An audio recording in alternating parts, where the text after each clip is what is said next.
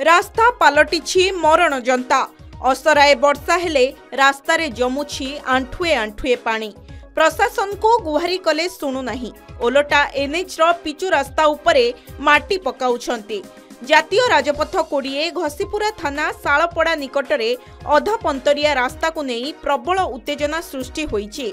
जातीय राजपथ कर्तृपक्षों द्वारा अनेक दिनरू एही रास्तार निर्माण कार्य चलिथिबा बेले सर्विस रोड को सठिक भावे निर्माण न करी सेही रास्तारे समस्त गाड़ी यातायात करुछि। सर्विस रोड रे असराए वर्षा हेले आंठुए पानी जमी जाउछि। फलरे नाही नथिबा असुविधार सम्मुखीन हेउछंती स्थानीय बासिंदा। रास्ता काम अधपंतरिया होई पड़ी रहितबारु बहु दुर्घटना मध्य घटुछि। असराए वर्षा हेले पिला माने स्कूल जाई पारु नाहंती।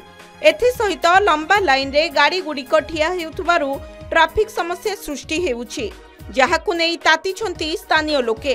तुरंत एही रास्ता को निर्माण करबाकू दाबी रखिथिबा बेले जदि एथिरे विलंब हुए तेबे आगकू रास्ता रोक सहित जन आंदोलनर चेतावनी देइछंती आंदोलनकारी। मु बहुत दिन आगु ये जिन सम्मुखीन आम सब दोकानी भाई मैंने आसु बणिक भाई मैंने बहुत हैरान होती। वर्षा हेले कादुआ खरा हेले धूली। ये कंट्राक्टर आज्ञा जो पंजाबी कंट्राक्टर ये मनमानी चले कि क्या कथा भी शुणुनी। आम दोकानी भाई मैंने बणिक भाई मैंने जिते चेष्टा कले भी प्रशासन को जनइले भी कौन सफलता मिलूना। रास्तार अवस्था देखो आज्ञा यही जो सामान्य गोटे घंटा वर्षा देखो रास्ता आज्ञा 2 फुट उंचार पानी चलुची। कंट्राक्टर कहूँ जो बर्तमान रास्तार अंटे अंटे गाड़ सृष्टि होती जहाँफल कि लोक स्कूटर मोटरसाइकेल वाला बहुत पड़ी बहुत खंडा खरा हो गले।